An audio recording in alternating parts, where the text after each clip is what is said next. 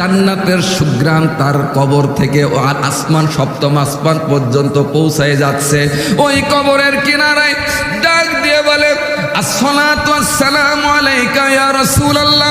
সবাই পড়েন, আসসালাতু ওয়াসসালামু আলাইকা ইয়া হাবিবাল্লাহ, আসসালাতু আসসালামু আলাইকা ইয়া শাফিআল মুজনাবিন, আসসালাতু ওয়াসসালামু আলাইকা ইয়া রাহমাতাল লিল আলামিন।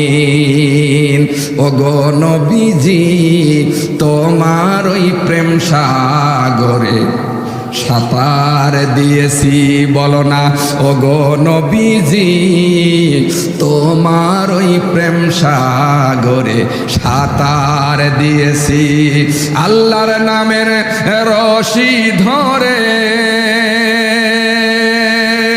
উঠলেন আপনি সাত আসমানে, আল্লাহ তোমার প্রেমিক হয়ে, আল্লাহ তোমার প্রেমিক হয়ে হলেন দেওয়ানা। ওগো নবীজি, তোমার ওই প্রেম সাগরে সাঁতার দিয়েছি।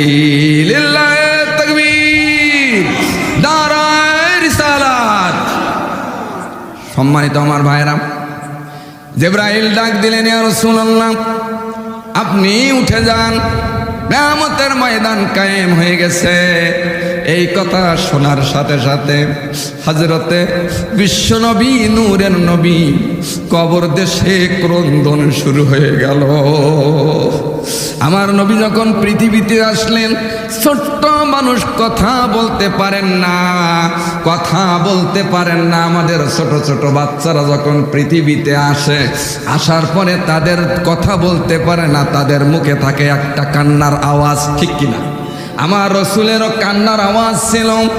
আমার রসুল পৃথিবীতে আসার পরে সেজদায় পড়ে কাঁদতেছে। হযরতে মা আমিনা বলেন, আমার রসুল কাঁদতে কাঁদতে যখন উনি বেভোর হয়ে গেলেন, আমি নিকটবর্তী হয়ে দেখলাম, কান্নে শুনতে পেলাম আমার রসুল ছোট্ট অবস্থায় বলতেছে, রব্বি হাবলি ইয়া উম্মতি,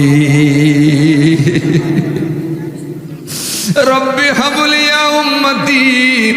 আল্লাহ, আমার উম্মতের কি অবস্থা হবে? সারাটা জীবন পৃথিবীতে যতদিন ছিলেন, আমার রসুল উম্মতের জন্য কেঁদেছেন। আবার শুধু তাই না, যখন রওজা মোবারকে আছেন, কিয়ামত পর্যন্ত রসুল উম্মতের জন্য ওই জান্নাতুল ফেরদাউসে মদিনাতুল মুনাওয়ারা রওজা মোবারকে শুয়ে শুয়ে উম্মতের জন্য আল্লাহ রসুল প্রেশান হয়ে কিয়ামত পর্যন্ত ক্রন্দন করতেছে।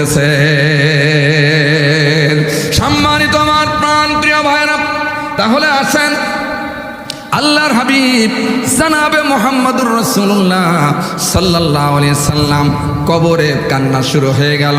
কিছুক্ষণ জিবরাইল আল্লাহর কাছে বললে, ইয়া রাসূলুল্লাহ, আল্লাহ আমি রসুলকে সংবাদ দিয়েছি। আল্লাহ ডাক দিয়ে বলে, জিবরাইল সংবাদ দিয়েছ, কিন্তু আমার রসুলের উত্থান তো আমি দেখি না। আবার জিবরাইল ডাক দিয়ে বলে, ইয়া রাসূলুল্লাহ, আপনি কবর থেকে উঠুন। আল্লাহর নবী কবরে কেঁদে কেঁদে বলবেন, হে জিবরাইল, আমার গুনাহগার উম্মতগুলো জাহান্নামে চলে গেছে, আর আমি রসুল একা একা হাসরের ময়দানে উঠতে রাজি না। জিবরাইল ডাক দিয়ে বলেন, ইয়া রাসূলুল্লাহ, ইয়া হাবিবাল্লাহ, কিয়ামতের ময়দান শুরু হয়ে গেছে, এখনো পর্যন্ত কোনো হিসাব কিতাব হয় নাই। আপনি উঠুন, আপনি উঠলে আল্লাহ হিসাব শুরু করবেন। জোরে একবার বলেন সুবহানাল্লাহ। মন চলে যায় বারে বারে সোনার মদিনায়, ঠিক কিনা? বলেন, মন চলে যায় বারে বারে সোনার মদিনায়। যেথায় নূর নবী ঘুমায়, যেথায় নূরের রসুল ঘুমায়, মন চলে যায় বারে বারে সোনার মদিনায়। লিল্লাহে তাকবীর। ভাইরা আমার, মন কোথায় যাবে? সোনার মদিনায়। আমার ভাইয়েরা, কবর থেকে আল্লাহর হাবিব জনাবে মুহাম্মদ রাসূলুল্লাহ সাল্লাল্লাহু আলাইহি ওয়াসাল্লাম হাসরের ময়দানে উঠবেন। পৃথিবীতে আল্লাহর রাসূল সহ হযরত ইব্রাহিম আলাইহিস সালাম সহ কয়েকজন হাসরের ময়দানে কাপড় পরে উঠবেন, আর সমস্ত মানুষগুলি উলাঙ্গ অবস্থায় হাসরের ময়দানে উপস্থিত হবে।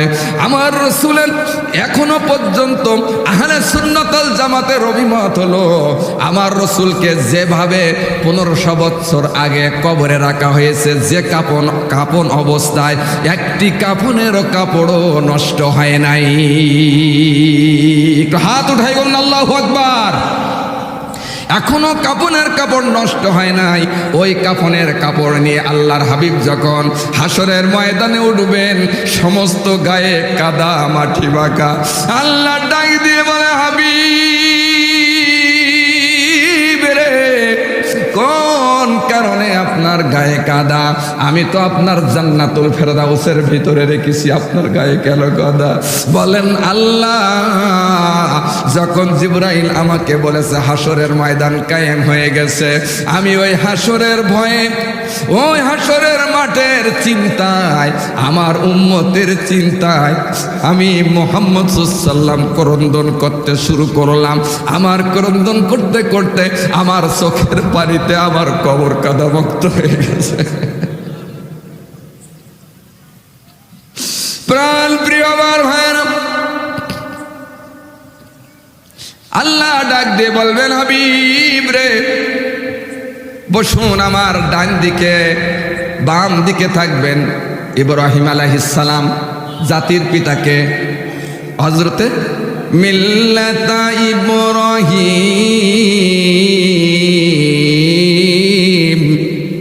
হুয়া সাম্মাকুমুল মুসলিমিন।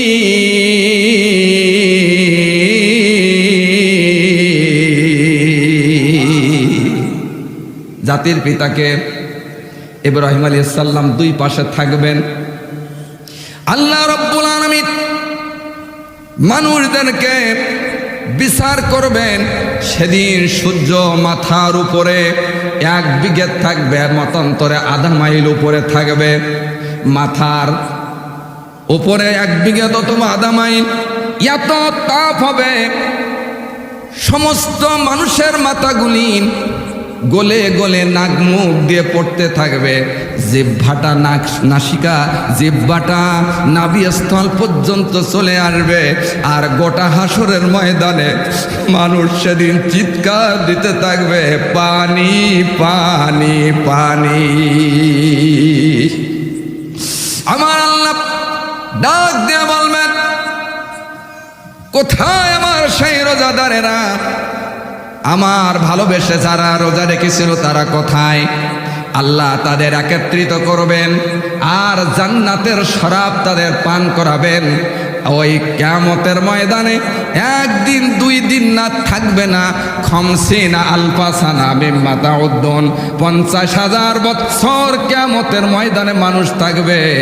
যখন ওই পানি পান করানো হবে, যারা 1 মাস রোজা রেখেছিল ঈমানান ওয়া ইহতিসাবান, গুফিরা লাহু মা তাকাদ্দাম মিন জামবিহি, আল্লাহ রাজি খুশির জন্য যারা রোজা রেখেছিল, আল্লাহ পাক তাদের এমন পানি, সুপ্রিয় পানি পান করাবেন। পান করার সাথে সাথে ওই কিয়ামতের বিভীষিকাময়ের অবস্থা পরিবর্তন হয়ে যাবে। আর যতদিন বিচারের কার্যক্রম শেষ না হবে, অতক্ষণ পর্যন্ত তারা আর কোনোদিন পিপাসিত হবে না। জোরে কোন আল্লাহু আকবার। ভাইয়েরা আমার, এবার আসেন হাসরের ময়দান যেদিন কায়েম হবে, আল্লাহ রাব্বুল আলামিন কোরআনুল কারীমের ভিতরে কি বলেছেন, সরাসরি আয়াত আমি আপনাদের কাছে নিয়ে আসবো।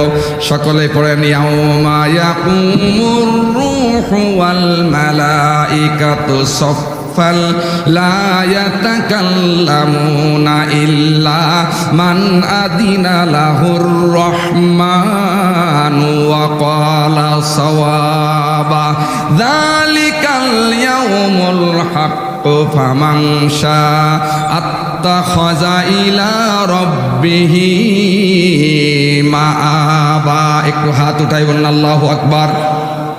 আল্লাহ রাব্বুল আলামিন বললেন, কিয়ামতের ময়দান যেদিন কায়েম হয়ে যাবে, প্রথম কাতারে নবীরা দাঁড়িয়ে যাবে, জোরে করে আল্লাহু আকবার।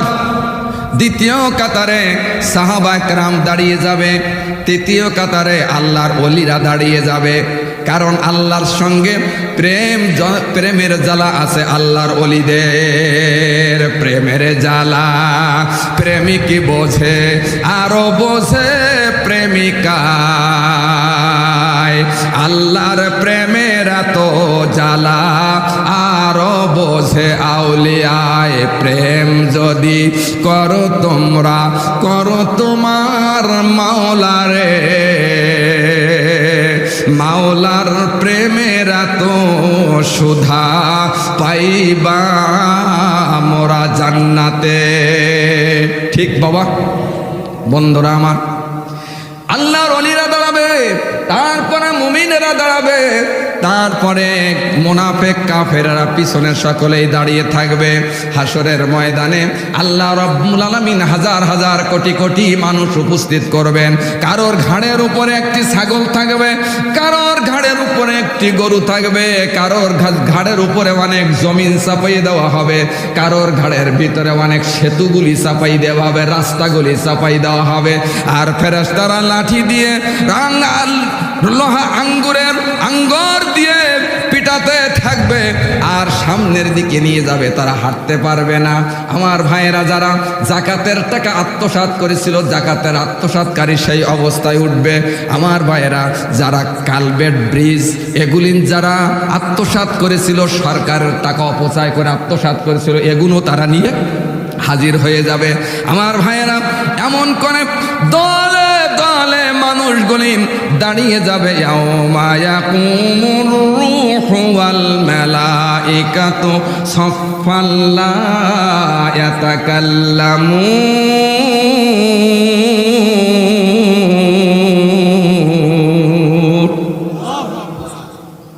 সবাই কি করবে? দাঁড়িয়ে যাবে।